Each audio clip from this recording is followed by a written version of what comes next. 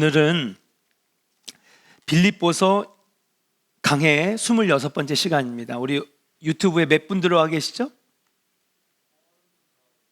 네, 30명이요? 네, 그래요.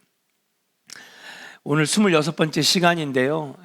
우리가 수요 예배는 헌신 예배도 있고 그래서 힘들지만 금요일 날에는 계속해서 강해를 좀 이어가려고 생각을 합니다.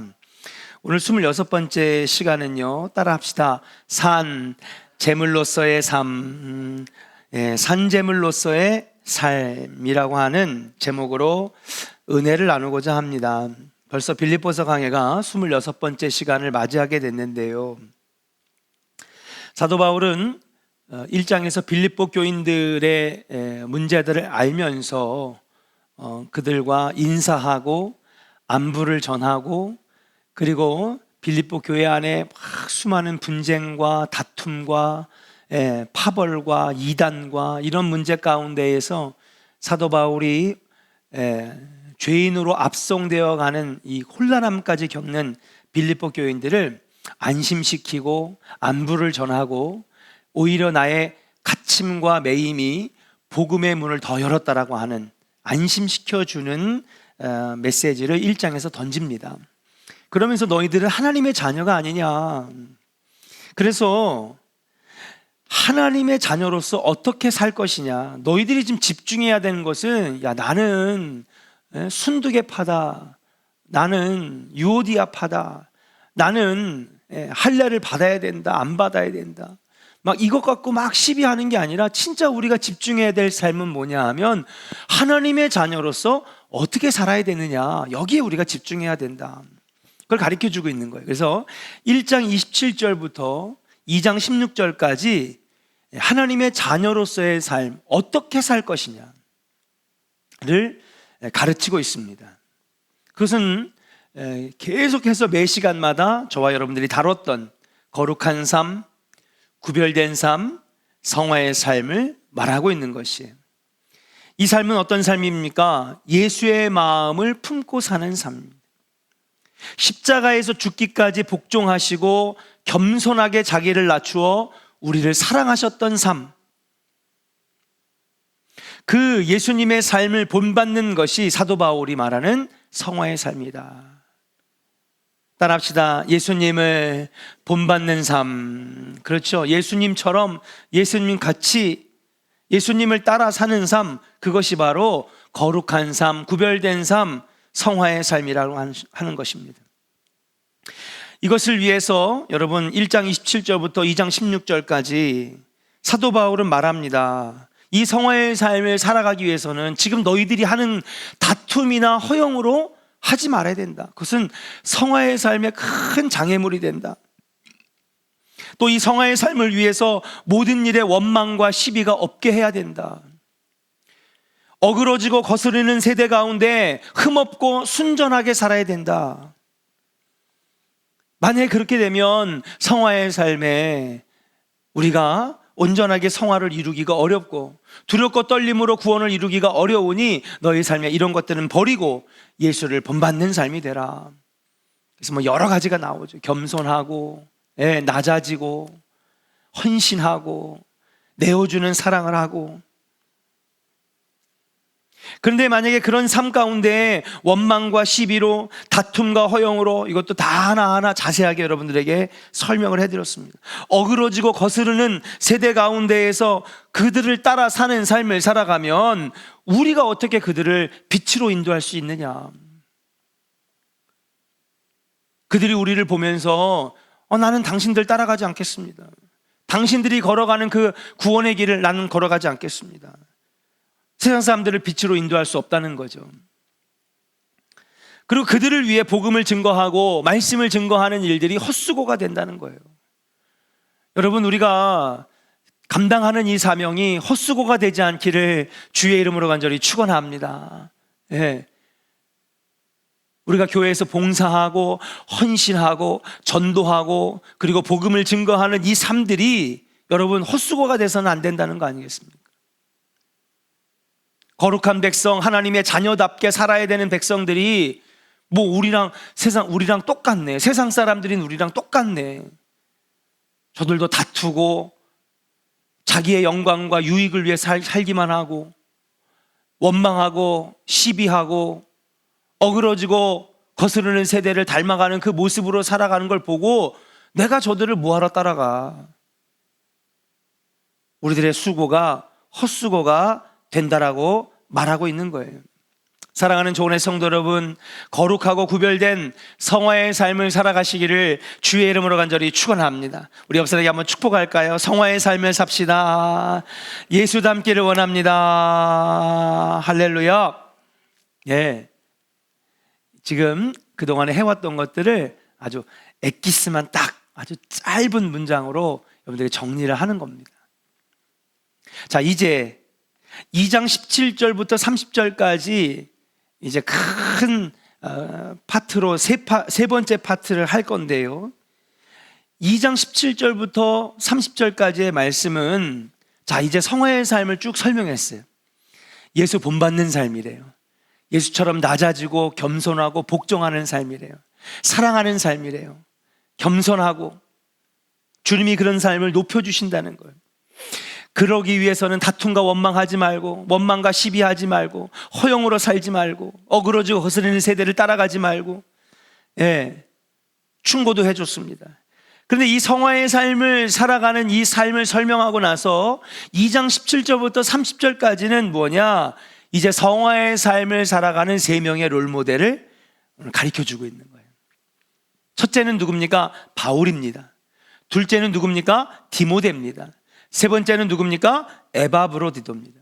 그래서 2장을 이렇게 해서 마무리할 건데 이 세 명을 우리가 살펴보면서 야, 그들은 어떤 성화의 삶을 살았느냐? 우리가 논문 같은 걸 하나 쓰면은 먼저 가설을 얘기합니다. 이론을 얘기하죠. 그러면서 그것을 증거할 수 있는 증거 자료들을 뒤에서 예시 1, 예시 2, 통계 1, 통계 2 그러면서 논문이 쭉 수백 페이지로 가는 거거든요. 연구 결과 1, 연구 결과 2, 비교 연구 1, 비교 연구 2 이런 것처럼 사도 바울은 지금까지 성화의 삶이 무엇이냐 우리에게 이론을 가르쳐 줬다면 거기에 대해서 그렇게 살아가는 사람 3명을 제시해 주는 거예요. 봐라, 이들이 이렇게 살아가지 않느냐. 그 롤모델들을 제시하고 있는 거죠. 그래서 먼저 오늘 새벽에 사도 바울의 성화의 삶을 먼저 다뤄봤습니다. 사도 바울의 성화의 삶은 한마디로 따라합시다. 제물로서의 삶. 그래서 오늘 말씀의 제목이죠. 제물로서의 삶이다. 사도 바울의 성화의 삶이 뭐냐? 그의 삶은 제물로서의 삶이에요. 제물로서의 삶. 산 제물로서 자신의 삶을 17절에서 표현하고 있는데 다시 한번 우리 17절 한번 읽어볼까요? 같이 읽겠습니다. 시작. 만일 너희 믿음의 제물과 섬김 위에 내가 나를 전제로 드릴지라도 나는 기뻐하고 너희 무리와 함께 기뻐하리니. 아멘. 자신이요 너희들의 섬김과 믿음과 너희들의 사명 위에 나의 삶을 전제로 드린다는 거예요. 그러면 그것이 기쁨이 된다라고 하는 것입니다. 자, 그러면 여러분 이 그림을 하나 보면서 우리 한번 설명을 해드릴게요. 자, 그림을 하나 봅시다. 자, 여러분 이게 그림입니다. 이 그림은 전제의 제사를 지금 표현하고 있는 그림인데요. 여러분 이 제단 위에 지금 불이 활활 타오르고 있어요. 근데 불이 활활 타오르는데 당연히 그 밑에는 타고 있는 것은 뭘까요? 그렇죠. 흠없는 제물. 흠없는 송아지와 흠없는 양의 오각을 뜬 머리를 자르고 팔과 다리를 자른 그리고 배를 갈라가지고 안에 있는 창자들을 끄집어내서 기름을 뿌려서 여러분 지금 하루 종일 다 탈 때까지 하는 이 제사. 화제, 또 희생제, 속죄제, 속건제 이런 제사를 말하는 겁니다. 이제 막 타오르고 있죠. 그럼 이 타오르고 있는 이 제사는 너희들의 헌신과 믿음과 너희들의 사명을 말하는 거예요. 빌립보 교인들의 사명이 바로 지금 너희들이 하나님께 드려지는 제사라는 거죠. 그리고 나는 그 위에 뭐로 부어지는 거예요? 전제로 부어지는 거예요. 그 전제는 뭐냐? 이렇게 화제로 드리는 제사 위에다가 포도주를 뿌립니다. 그럼 포도주를 뿌리기 전까지는 무슨 냄새만 날까요? 고기 타는 냄새만 나는 거죠. 근데 이 위에다가 와인을 쫙 뿌리면 어떤 연기가 날까요? 향기로운 연기가 나는 거예요. 그래서 이것을 향기로운 제물로 만드는 것이 바로 전제인 줄로 믿습니다. 이게 전제의 제사예요. 누구에게 올려드리는 거예요? 하나님 아버지께 올려드리는 거죠. 전제라고 하는 것은 하나님 아버지께, 그러니까 다른 제사들, 화제로 드려지는 제사는 목적이 다 있어요. 속건제, 나라와 민족의 죄를 회개할 때 하는 제사, 속죄제, 개인의 죄를 회개할 때 하는 제사, 화목제, 하나님과 나 사이에 멀어지고, 그리고 신앙적으로 막힌 담이 생겼을 때 주님, 내가 주님과 다시 관계가 되기를 원합니다. 가까워지기를 원합니다. 영적으로 가까워지기를 원합니다. 마음의 소원을 가지고 하는 이 제사가 화목제예요. 그래서 우리 가정이 하나 되기를 원합니다. 자식과 부모가 싸웠을 때 하나님, 우리 부모와 자녀 관계가 사랑으로 이루어지기를 원합니다. 다양한 화목의 목적으로 쓰여지는 것이 화목제예요. 전쟁을 앞에 두고 제사를 드립니다. 하나님, 우리가 전쟁하지 않게 하시고 평화를 이루게 하여 주시옵소서. 그럴 때 드리는 제사, 화목제, 다양한 목적이 있는 제사, 5가지 제사가 있어요. 그것을 위해서 드리는 건데, 그 위에다가 포도주를 붓게 되면 하나님, 향기로운 연기가 하늘로 올라가면서 주님, 나의 삶이 주님께 기쁨 되길 원합니다. 박삼미 권사님, 캠핑 갔는데 토마호크, 나는 먹어보지도 못했어요. 토마호크 스테이크 알아요? 요즘에 캠핑 너무 유명해가지고 캠핑에 대한 그 예능 프로그램이 많은데, 불을 막 피우면은 토마호크 스테이크가 뭐냐면 이렇게 뼈가 이렇게 딱 나와가지고 한 손으로 들면요, 마치 도끼를 든 것 같은 스테이크가 있어요. 박대훈 권사님, 이거 아시죠? 구워보셨어요? 구워보셨어요? 안 구워봤어요? 아니, 어떻게 잘 구시는 분이. 나중에 한번 이거 구워봤으면 좋겠습니다. 이만합니다. 근데 있잖아요, 딱 굽잖아요. 연기가 막 올라오면 사람들이 막 미소를 짓는 거죠. 먹을 생각을 하니까. 여러분, 그런데 와인을 붓고 나서 거기서 향기로운 제물을 했을 때 이게 뭐냐? 여러분, 이 연기를 맡으신 하나님, 기쁨 드리기를 원합니다. 주님의 기쁨 되기를 원합니다. 바로 이런 하나님께 기쁨이 되고 하나님께 영광이 되고 하나님의 마음을 기쁘시게 해드리는 목적을 가지고 있는 것이 바로 전제의 제사다. 따라합시다. 하나님을 기쁘시게 해드리는 제사. 나의 삶이 전제의 제사와 같다는 거예요. 너의 삶이 하나님, 너희들의 삶도 제사의 삶, 제물의 삶인데, 그 삶에 나의 삶이 전제로 드려져서 우리의 모든 사역이 하나님께 기쁨 되도록. 그러니까 한마디로 정리를 하면요, 사도 바울 자신의 삶, 이 자신의 삶, 성화의 삶은 하나님께 드려지는 향기로 말미암아 하나님을 기쁘시게 해드리는 제물, 하나님께 영광을 돌리는 제물로서의 삶이라는 거예요. 나는 그렇게 전제의 삶을 살고 있다는 거예요. 이게 바로 사도 바울이 말하는 사도 바울 자신의 성화의 삶이에요. 여러분들의 삶은 어떤 삶입니까? 여러분들의 삶의 목적은 무엇입니까? 여러분들은 과연 어떠한 성화의 삶을 살고 있습니까? 우리가 앞으로 디모데의 성화의 삶, 에바브로디도의 성화의 삶 우리가 다룰 텐데, 과연 나는 어떤 성화의 삶을 살고 있는가? 우리가 예수 믿고 구원받아 주님을 영접하고 주님을 구주로 모심으로 우리는 천국에 한 걸음씩 걸어가고 있어요. 구원의 완성을 향하여 달려가고 있어요. 그 가운데 이 땅에서 우리가 살아야 될 삶은 무엇이냐? 성화의 삶이거든요. 거룩하고 구별된 삶입니다. 그런데 사도 바울은 나는 이 성화의 삶을 어떻게 걸어가느냐? 전제로서, 향기로운 제물로서의 삶, 하나님께 영광과 기쁨을 드리는 삶으로 나는 살아가고 있다고 지금 자기는 고백하고 있는 거예요. 사도 바울은요, 여러분, 그의 편지들을 보면 늘 예수 닮기를 원했어요. 예수 닮기를 원합니다. 그리고 나서 사도 바울이 복음을 연구하고 예수님의 삶을 연구해 보니까, 예수님의 삶을 들여다보니까 예수님의 삶이 재물의 삶이에요. 그래요, 안 그래요? 맞죠? 예수님은요, 흠없고 순전한 어린 양으로 오셨어요. 어린 양이 뭐예요? 그쵸, 제사 때 바쳐지는 제물 아니에요. 예수님은 자신이 희생제물이 되셔서 이 땅에 오신 거거든요. 사도 바울이 복음을 연구해보고 예수님의 삶을 연구해보니까 예수님 삶 자체가 제물의 삶이네. 희생제물로 오신 거네. 그래서 십자가라고 하는 이 제단 위에 자기가 직접 희생제물로 드려짐으로, 여러분, 희생제물이 처음에 뭐를 해요? 피를 흘리죠. 그렇죠. 그래서 팔, 다리 2개, 그리고 무엇입니까? 목이 잘려지면서 피를 쫙 흘려요. 그 다음에 제가 그것도 그림을 준비해 왔으면 참 좋을 텐데, 그 다음에 가운데에 배를 갈라, 여러분, 창자에서 피가 흘러나오게 만듭니다. 근데 예수님의 십자가를 보세요. 예수님도 똑같이 두 팔이 어떻게 돼? 십자가에 못이 박혀지죠. 두 다리는 어떻게 됐어요?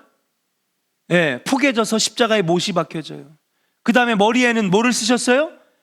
가시면류관을 쓰셔서, 마치 구약의 제사의 희생 제물이, 여러분, 팔과 다리가 잘려져서 피가 흐르는 것처럼 예수님의 두 팔에서도 피가 흐르고, 두 발에서도 피가 흐르고, 머리에서는 가시면류관으로 피가 흐르고, 이게 뭐예요? 구약의 제사랑 똑같은 거예요.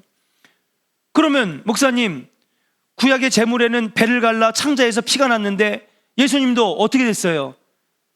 그쵸, 여러분, 창으로 허리를 찌르셨잖아. 그 옆구리에서 창자에서 피가 흐르시. 구약의 제사에 희생제물이 피 흘린 거랑 똑같이 예수님도 5군데에서 피가 흐르셨어요. 똑같이.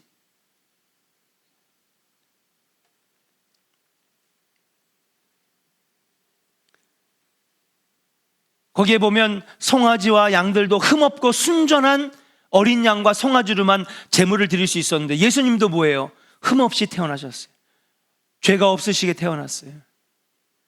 남녀의 성관계로 인하여서 원죄를 물려받아 이 땅에 우리랑 똑같이 태어난 것이 아니라 뭐예요? 처녀로 잉태하셔서 성령 충만으로 이 땅에 육신의 몸을 입고 오신 거예요. 그래서 예수님은 유일무이한 흠없는 희생제물로 이 땅에 오셨어요. 구약의 제사랑 똑같은 거예요. 그러니까 다시 말하면 예수님의 삶을 조명해 보니까 예수님이 희생제물로 오신 거예요. 예수님 자신이 희생제물로서의 삶을 사신 것처럼 사도 바울도 뭐예요? 나도 제물로서 살다가 가고 싶다. 그래서 이 사도 바울은 자신의 성경 곳곳, 편지 곳곳마다 자신의 삶에 대해서 정의하고 있어요. 내 삶은 제물의 삶이다. 거룩한 산 제물이다. 그렇게 얘기를 하고 있는 거예요. 사도 바울도 예수님을 닮아 산 제물로서의 삶을 살기로 소망했던 것입니다. 그리고 그의 제물로서의 삶이 담겨져 있는 신앙관이 곳곳에서 드러나는데, 대표적인 것이 뭐냐? 여러분, 오늘 아침에도 우리가 함께 읽었지만 바로 로마서 12장 1절과 2절이에요. 같이 한번 읽어볼까요? 같이 읽겠습니다.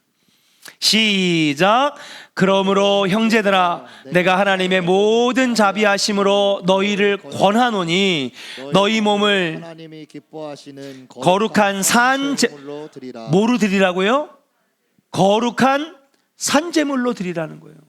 이게 바로 사도 바울이 이해하는 신앙관이고 성화의 삶이에요. 누가 기뻐하시는? 그러니까요, 하나님 기뻐하시. 그러니까 앞에서 우리가 빌립보서에서 언급했던 것처럼 뭐예요? 나의 삶을 전제로 드려 향기로운 제물 되겠다는 거예요. 하나님의 기쁨을 드리는 인생 되겠다는 거예요. 그렇게 거룩한 산 제물로 드리라. 이는 너희가 드릴 뭐라고요? 영적 예배니라. 여러분, 우리 인생은요, 하나님 왜 창조하셨어요? 찬송 받으시기 위해서, 우리로 하여금 예배 받으시기 위해서 우리 이 땅에 보내셨는 줄로 믿습니다. 근데 어떤 게 진짜 예배냐, 어떤 게 영적 예배냐, 물론 나와서 찬송도 부르고 사도신경 고백하고 함께 기도하고 찬양하고 이것도 예배지만은 우리 삶 전체가 예배가 돼야 된다는 거예요. 예배가 뭐예요? 드리는 거잖아요. 뭐를 드려요? 재물을 드리는 거잖아요. 예물을 드리는 거예요. 근데 내가 예물이네, 내가 재물이네. 그러니까 내 삶이 드려지는 것 자체가 예배인 거죠. 우리의 예배는요, 수요 예배, 주일 예배, 새벽 예배가 많이 예배가 아니에요. 목요일을 어떻게 살았냐, 금요일을 어떻게 살았냐, 오늘 아침은 어떻게 살았냐, 직장에서는 어떻게 살았냐, 학교에서는 어떻게 살았냐, 그것이 다 예배라는 거예요. 여러분, 살아있는 산제물로 하나님께 영적 예배를 드리는 우리 조은의 성도들 되시기를 주의 이름으로 간절히 축원합니다. 그게 거룩한 삶이고 성화의 삶이고 하나님 구별된 삶이라고 말씀드릴 수 있는 거예요. 뭐가 예배냐? 교회 와서만 신령한 거, 거룩한 모양만 갖췄다고 해서 그것이 예배가 아니라 너가 사는 삶 모든 것이 다 예배고, 너가 사는 모든 삶 자체가 예물이고 재물이다. 사도 바울이 이해하는 성화의 삶은 바로 하나님 기뻐하시는 거룩한 산 제물이 every day, every time, 매일마다 이루어지는 거예요. 그렇게 거룩해져 가는 것이죠. 자, 그렇다면 오늘 로마서 12장 1절에서 하나님이 기뻐하시는 전제의 삶, 향기로운 제물이 되어 하나님 기쁘시게 해드리는 삶이 무엇인지를 이제 2절에서 좀 더 구체적으로 알아보기를 원합니다. 2절 같이 한번 읽어볼까요? 2절 같이 읽겠습니다. 자, 그러면 사도 바울이 말하는 거룩한 산 제물의 삶, 성화의 삶은 어떤 거냐? 같이 읽겠습니다. 시작. 너희는 이 세대를 본받지 말고 오직 마음을 새롭게 함으로 변화를 받아 하나님의 선하시고 기뻐하시고 온전하신 뜻이 무엇인지 분별하도록 하라. 아멘. 자, 하나님이 기뻐하시는 향기로운 제물로서의 삶, 거룩하고 구별된 삶, 그것이 무엇인가? 여러분, 로마서는요, 사도 바울이 쓴 편지 중에서 가장 나중에 쓰여진 것 중에 하나예요. 그 얘기는 뭘까요? 그만큼 사도 바울의 복음이 뭐예요? 더 강화되고 업그레이드되고, 그리고 그래서 정수가 만들어진 게 로마서거든요. 예. 제가 이걸 왜 알 수 있냐면 제가 11년 전에 설교했던 걸 한번 찾아봤어요. 그때는 다시 설교 못 하겠더라고. 예, 부끄러워요. 그런데 성도들과 함께 12년 동안 열심히 강해하고 부족하지만 설교하고 같이 이렇게 말씀을 연구하고 그러면서 저의 안에 복음의 어떤 그런 이해도가 예전보다 점점 좋아지는. 그래서 이제는 쓸데없는 말, 군더더기 없는 말, 필요 없는 예화 다 잘라버리고 진짜 핵심적인 복음. 그러니까 제가 앞으로 10년 뒤에는 나의 설교가 더 업그레이드 되지 않을까. 복음에 대한 이해가, 성경을 바라보는 눈이 더 좋아지지 않을까. 사도 바울도 그랬지 않을까 싶어요. 선교하고 복음 전하고 수많은 교회 갈등들을 보고 상담하고 그리고 설교하고 말씀을 가르치고, 로마에 가서도 여러분 매일마다 엄청나게 많은 사람들이 사도 바울에 와가지고 여러분 복음을 듣고 말씀을 배우잖아요. 하루 종일 그가 얻은 전셋집에서 하루 종일 강론하더라 그랬어요. 말씀을 계속 가르치다 보면 여러분 복음이 더 강화되고 업그레이드 되는 거죠. 그 결정체가 뭐냐? 바로 그게 로마서거든요. 그래서 제가 기억나실 거예요. 제가 1년 반 넘게 로마서를 강의하면서 제가 그때 첫 시간에 이런 얘기를 했어요. 제가 지금 이것을 로마서를 강의해도 되는지 모르겠네요. 내가 여러분들에게 그런 말을 했던 기억이 나요. 왜냐하면 좀 더 내가 더 복음에 더 눈을 뜨고 성경에 더 눈을 뜨고 그리고 나서 로마서를 해야 되는 건 아닐까? 그래서 제가 로마서 강의 첫 시간 이제 기억납니다. 2018년 가을인가 여름이었던 것 같아요. 그때 시작을 해가지고 코로나 터지기 전까지 했던 것 같은데, 그러면서 이제 소선지서 강의를 했던 것 같아요. 아무튼 그렇게 긴 시간을 해오면서 그때 첫 시간에 나중에 제가 너무 지금 부족하지만 언젠가는 한번 로마서 강의를 한 번 더 제가 하겠습니다. 그랬던 이 이야기가 생각이 납니다. 그러니까 사도 바울도 여러분 자신의 어떤 성화의 삶의 이해도도 로마서에서 가장 잘 다루고 있지 않겠는가. 그 핵심적인 내용이 바로 로마서 12장 1절부터 2절 말씀이다 라고 말씀드릴 수 있어요. 자, 그러면 향기로운 제물이 되어 하나님을 기쁘시게 해드리는 성화의 삶이 뭐냐. 사도 바울이 말하는 첫 번째는 따라합시다. 이 세대를 본받지 말아야 합니다. 할렐루야. 전전 시간에 2세대의 특징을 말씀드렸어요. 2세대의 특징은 어떤 거냐? 15절 같이 읽어보겠습니다.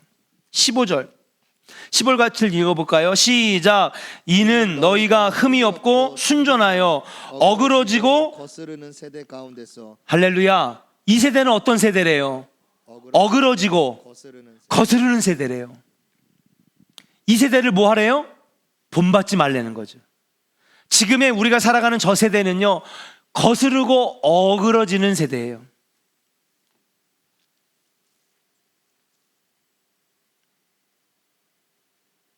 그러니까 정상적인 것을 걸어가지 않는 세대예요. 순리를 역행하는 시대예요. 진리를 진리라고 말하지 않는 시대예요. 자, 그럼 오늘 제가 이 어그러지고 거스르는 세대의 특징을 몇 가지를 제가 말씀드릴게요. 이것뿐만 아니죠. 너무 많아요. 너무나 많은데 시간이 부족하기 때문에 세 가지로 한번 압축을 해보겠습니다. 첫 번째는 뭐냐? 포스트 모더니즘이에요. 포스트 모더니즘은 우리 음악하는 박예찬 왔어요? 포스트 모더니즘 알아? 몰라요? 이제 대학 가면 포스트 모더니즘 음악을 배울 거야. 응? 미술, 예림양 왔어요? 네, 미술. 포스트 모더니즘을 빼놓고는요, 현대 미술을 말할 수가 없어요. 문학, 포스트 모더니즘을 빼놓고는 문학을 말할 수가 없어요. 근대와 현대의 문학을 말할 수가 없어요. 지금의 시대는 모더니즘을 넘어선 포스트 모더니즘의 시대예요. 자, 그럼 이게 왜 거스르고 어그르는 세대냐? 포스트 모더니즘의 특징은요, 절대적 가치와 진리를 부정해요. 이게 포스트 모더니즘의 특징이에요. 모든 것들을 상대화시키는 거예요. 진리를 해체시켜요. 목사님 너무 어려워요. 포스트 모더니즘이 뭐예요? 포스트 모더니즘은요, 지금까지 이것이 옳은 거야, 이렇게 그려야 돼, 이렇게 연주해야 돼, 이렇게 음악해야 돼, 이렇게 시를 써야 돼, 이렇게 글을 써야 돼, 이렇게 수필을 써야 돼 라고 하는 걸 부정하는 거예요. 그리고 뭐예요? 이렇게도 해보고 저렇게도 해보고 다양성을 품는 것이 바로 포스트 모더니즘이에요. 어떻게 보면요, 너무 멋있는 거야. 여러분, 신학도요, 포스트 모더니즘 신학도 있고요.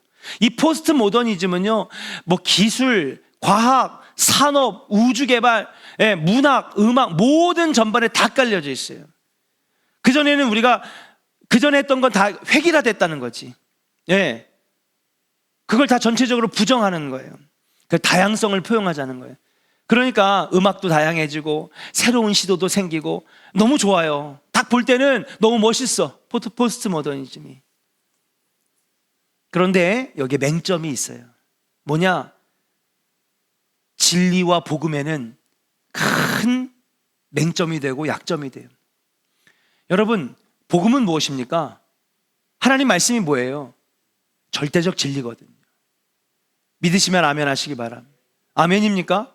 이거 아멘 안 하시면 여러분 좀 문제가 있는 건데, 하나님의 말씀은요, 세월이 가고 수천 세대가 지나가고 수만 년이 지나가도 절대적으로 변하지 않는 진리인 줄로 믿습니다. 그리고 그 진리가 우리를 자유케 하는 거거든요. 그런데 포스트 모더니즘에서는요, 뭔가 절대적인 진리를 누군가 주장하면요, 그거는 외골수고 포용력이 없고 고리타분하고, 그렇게 해서 만들어진 게 꼰대 문화예요. 아우, 저 꼰대죠.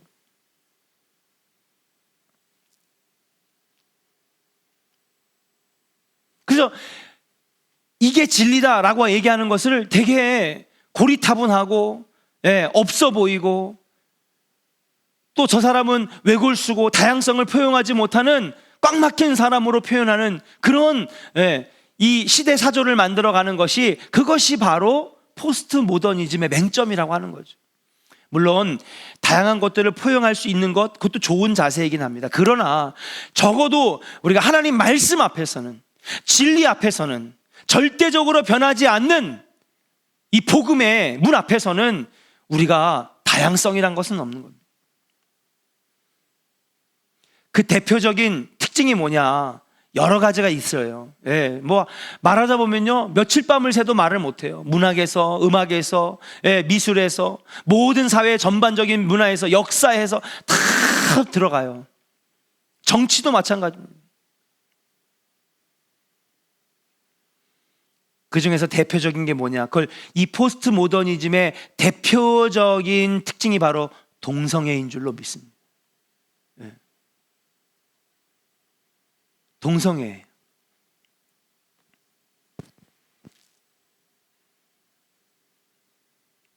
왜 우리가 남자와 여자만 사랑해야 되냐? 남자와 남자끼리도 사랑할 수 있는 것이고, 여자와 여자끼리도 사랑할 수 있는 것이고, 동물과 사람도 사랑할 수 있는 것이고, 예. 기존의 진리를 부정하는 거예요. 그 여러분 참 놀랍게도 포스트 모더니즘이 고개를 드는 때부터 동성애도 같이 고개를 들었어요. 왜? 우리가 다양한 사람들과 다양한 문화와 다양한 것들을 우리가 포용하자. 그러면서 동성애도 함께 고개를 들기 시작했어요. 근데 여러분, 동성애는 무엇입니까? 오늘 15절에서 우리 읽었던 것처럼 어그러지고 거스르는 특징의 대표적인 거예요. 동성애는 죄죠. 아멘입니까? 아멘. 근데 마치 막 그거를 주장하는 사람들은 되게 고리타분하고, 지금 시대가 어떤 시대인데, 미국도 보세요. 미국도 지금 다 교회들도 동성애를 지금 받아들입니다.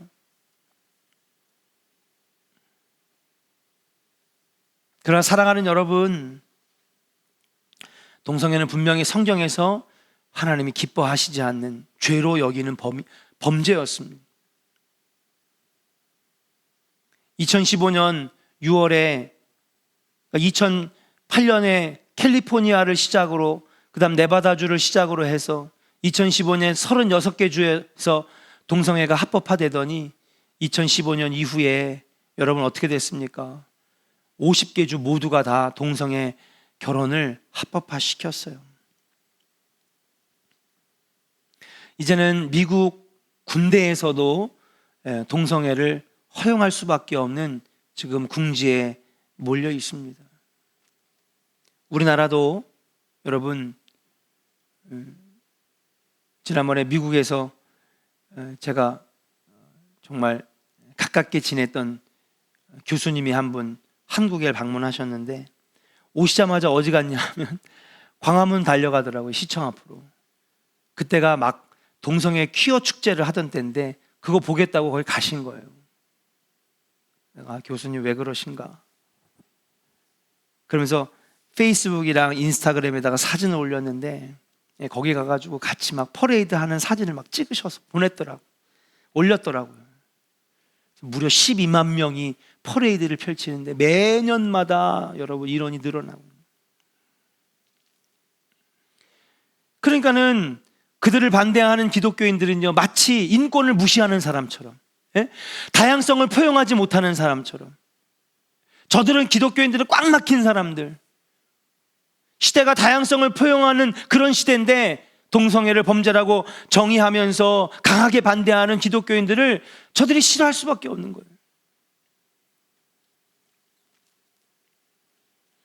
사랑하는 조은의 성도 여러분, 어그러지고 거스르는 세대가 되지 않기를 주님의 이름으로 간절히 축원합니다. 하나님 기뻐하시는 것은 진리 앞에 순종하고 진리를 받아들이고 복음의 빛을 따라 살아가는 삶이지, 세상 사람들이 멋지다고 말하고 그래서 순리를 역행하고 어그러지고 거스르는 모습으로 살아가는 것은 절대로 하나님이 기뻐하시지 않는 범죄의 삶이라고 하는 거예요. 또 오늘날의 세대는 어떤 세대입니까? 물질 만능 시대예요. 모든 것의 가치는 돈으로 매겨지는 거예요. 저게 나에게 이익이 되는가 안 되는가, 돈이 되는가 안 되는가, 저 사람이 얼마나 생산 능력이 있는가. 포스트 모더니즘, 동성애, 물질 만능 시대, 쾌락주의, 말할 것 없는 너무나 많은 것들이 여러분 지금 이 세대에 가득하다는 거예요. 근데 여러분, 성화의 삶은 어떤 삶입니까? 따라합시다. 이 세대를 본받지 말고. 그러니까 여러분, 이 세대 가운데 신앙생활하는 것이 힘들 수밖에 없는 거예요. 여러분, 용기 잃지 말고 힘내시기를 주의 이름으로 간절히 축원합니다. 예전보다도 훨씬 더 여러분, 이 세대 가운데 신앙생활하기가 너무나 어려워요. 그러니 우리 자녀들이 저 세상에 다 마음을 뺏기는 거지.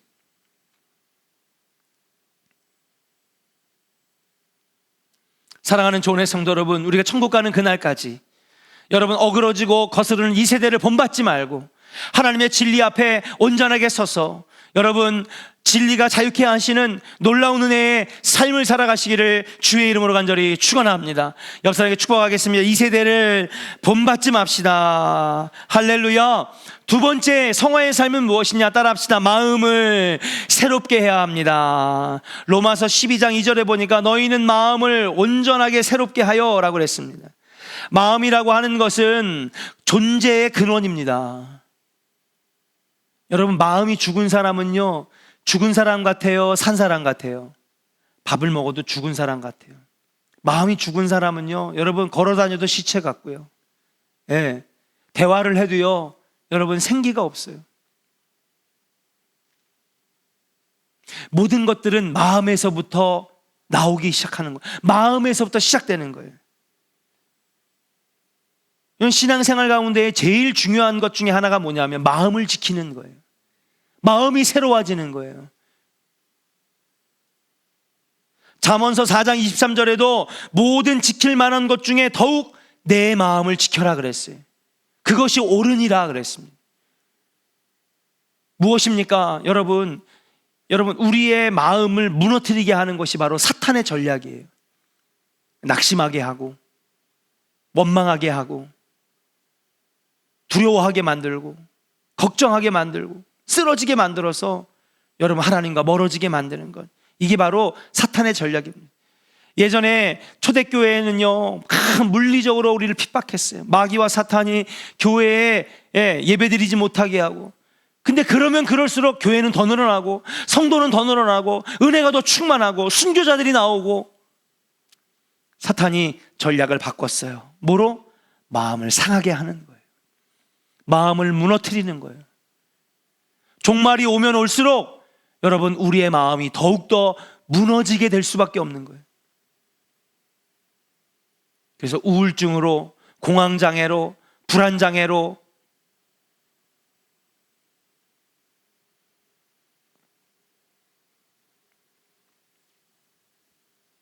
하나님께서 오늘 우리에게 말씀하십니다. 모든 지킬 만한 것 중에 더욱 내 마음을 지켜라. 생명의 근원이 이에서 남이니라.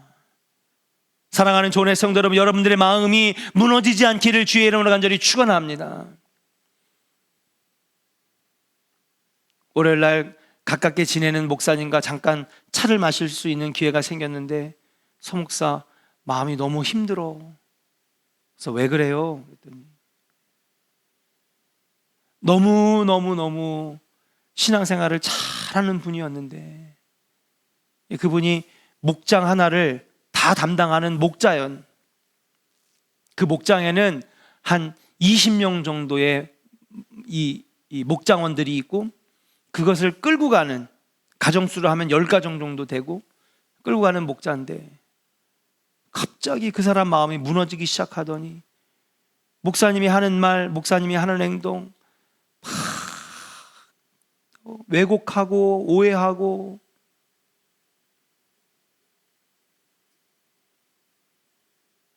걷잡을 수 없이 한 달 동안에 담임 목사 대적하더니 결국 그 목장원들 20명을 싹 다 데리고 나간 거예요. 근데 그분이 제일 잘했대요. 목자들 중에서 제일 잘하고, 교회에서 제일 헌신적이고, 목사님 하면 가장 앞장서가지고. 마음이 무너진 거죠. 물론 목사라고 다 잘하는 건 아닙니다. 목회자도 실수하고, 또 잘못을 저지르기도 하고, 또 어떤 목사님들은 범죄하기도 하고, 평신도만 탓하는 것은 절대 아닙니다.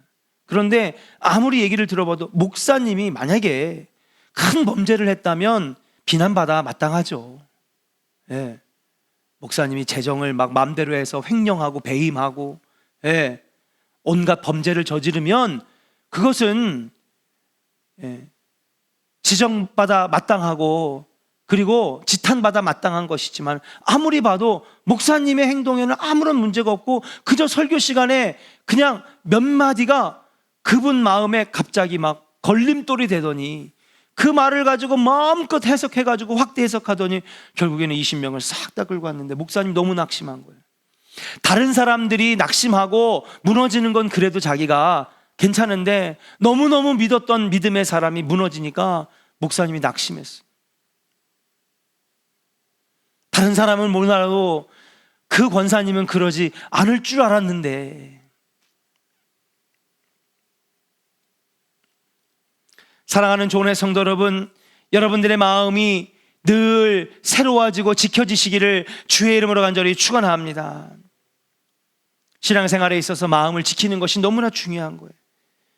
또한 우리의 마음이 날마다 새로워져야 됩니다. 마음이 새롭게 될 때에 진정한 변화는 그때부터 시작이에요. 따라합시다. 마음이 변해야 진정한 변화가 시작됩니다. 아멘. 마음이 변해야 진정한 변화가 시작되는 거예요. 그리고 우리의 마음을 늘 새롭게 만들어 주시는 분은 오직 성령 하나님 뿐이에요. 성령님이 늘 내 안에 거하셔야 되는 거예요. 그래서 내 마음을 지켜주시고 내 마음을 날마다 새롭게 하시고 내 마음 가운데 기쁨과 은혜가 충만하게 만들어 주시는 성령의 역사가 있어야 되는데, 기도도 안 하고 예배도 안 하면 성령님이 내 안에서 역사하실 기회가 없는 거예요. 나는 괜찮다고 말하고 나는 괜찮다고 말하지만은 여러분, 예배가 멀어지고 기도가 멀어지고 말씀이 멀어지는 삶 앞에서는 여러분 절대적으로 무너질 수밖에 없어요. 목사님, 제 믿음이 어떤 믿음인데요? 50년 믿었어요. 절대 안 무너집니다. 말도 안 되는 소리 하지 마세요. 예. 영계의 거성들도 속수무책으로 무너지고요. 영계의 거성이고요. 여러분, 전 세계로 복음을 전하는 정말 세계적인 목사님들도 마귀의 계략에 그냥 속수무책으로 무너지고 쓰러지는데, 예배 없이 기도 없이 성령의 충만 없이 어떻게 이 성화의 삶을 살고 마음을 새롭게 하고 마음을 지킬 수가 있겠습니까? 여러분, 오늘 이 기도의 자리에 온 여러분들, 오늘 온라인으로 들어오신 여러분들, 여러분 복 있는 성도인 줄로 믿습니다. 왜요? 기도하려고 하기 때문에. 기도 없이 신앙생활 하려고 하니까는요, 여러분, 사람의 생각만 나오는 거예요. 오늘 기도할 때에 성령님 내 마음을 새롭게 하시고 기도 가운데 내 영이 새로워지게 하시고 내 마음이 변치 않도록 도와주시옵소서. 여러분, 기도하는 여러분들 되시기를 주의 이름으로 간절히 축원합니다. 마지막 세 번째, 사도 바울이 말하는 향기로운 제물, 하나님께 기쁨이 되는 제물의 삶이 뭐냐? 따라합시다. 하나님의 선하시고 기뻐하시고 온전하신 뜻이 무엇인지 분별해야 합니다. 하나님의 선하시고 기뻐하시고 온전하신 뜻이 무엇인지를 분별하는 삶이에요. 하나님의 뜻은 늘 선합니다. 아멘. 그러나 우리의 뜻은 약할 때가 많아요. 하나님의 뜻은 기쁨이 있습니다. 그러나 우리의 뜻은 때로는 갈등을 불러일으키기도 하고 분열을 불러일으키기도 해요. 나는 완벽하게 잘 생각하고 심사숙고해서 했다고 하지만은 결국 그것 때문에 갈등이 일어날 때가 있고 분열이 있을 때가 있어요. 나는 정말 좋은 의도로 제시했는데 그 사람하고는 그래서 잘 됐는지 모르지만 그 옆에서 보는 사람은 시험 드는 거예요. 갈등이 되는 거예요. 인간의 생각이 아무리 머리를 굴리고 계산을 하고 아무리 체크를 하고 또 체크를 했어도 결국 또 다른 누군가에게는 이게 시험거리가 되고, 예, 걱정거리가 되고 문제거리가 되는구나. 여러분, 우리가 그럴 때가 있잖아요. 진짜 억울할 때가 있잖아요. 좋은 마음으로 그렇게 했는데, 그래서 그 사람하고는 잘 됐는데 그 옆에 있는 사람은 괜히 시험 드는 거예요. 그러나 반면에 하나님의 뜻은 온전합니다. 그래서 우리가 항상 추구해야 될 건 뭐냐 하면, 내가 이렇게 해가지고 이렇게 하면 잘 되겠지? 솔직히 저도 목회를 할 때 제 생각 속에 갇혀가지고 할 때가 있어요.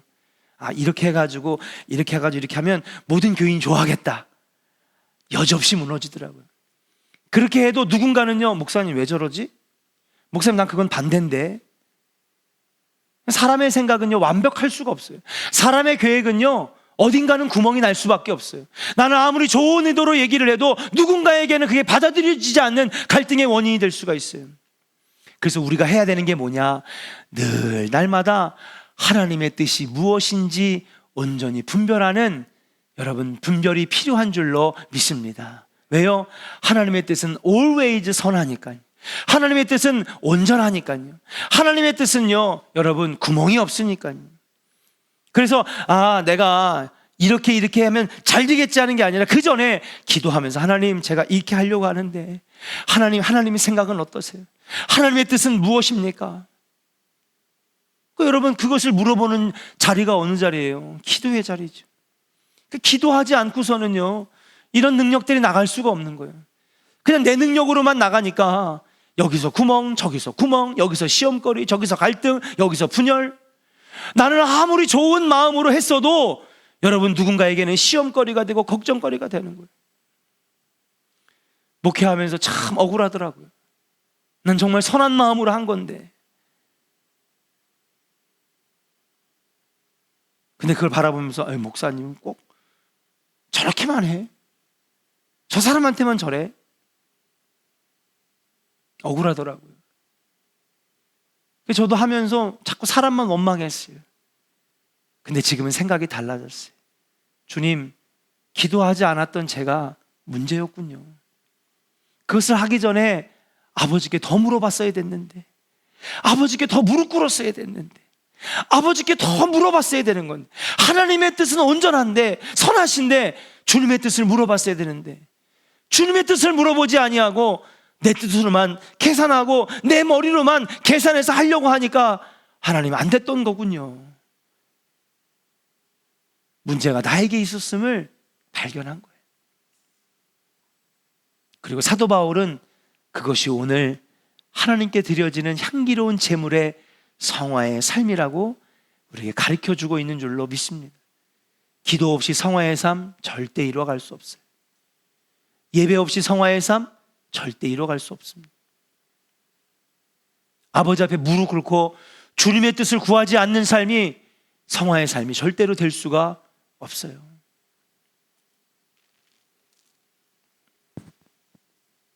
오늘도 기도하다가, 매번 기도하다 하나님의 뜻이 무엇입니까?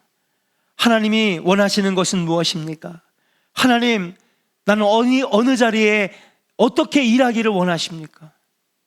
끊임없이 늘 하나님의 뜻을 물어봐야 될 줄로 믿습니다. 말씀을 마칩니다. 사도 바울이 말하는 성화의 삶, 우리가 걸어가야 되는 삶인데, 그분의 성화의 삶의 롤모델은 바로 예수 그리스도, 희생 제물로서 산제물로서 사신 그 삶, 그게 바로 사도 바울이 추구하는 성화의 삶이었다는 거예요. 무엇입니까? 거룩한 산제물 되는 삶. 그 삶은요, 흠이 없고 순전하여 거스르고 어그러지는 세대를 본받지 아니하고 마음을 늘 새롭게 하고 내용을 새롭게 하여서 하나님의 뜻이 무엇인지를 온전히 분별하여 아버지께 물어보고 하나님과 동행하는 삶, 그것이 바로 사도 바울이 추구하는 성화의 삶이었는 줄로 믿습니다. 오늘 이 시간에 같이 기도할 때, 하나님, 나도 사도 바울처럼 거룩한 산 제사, 산 제물의 삶 되기를 원합니다. 이 세대를 본받지 말고 거룩한 하나님의 뜻을 온전히 깨달아라, 그렇게 살아가게 하여 주시옵소서. 여러분 함께 결단하며 기도하다가 자유롭게 집으로 귀가하도록 하겠습니다.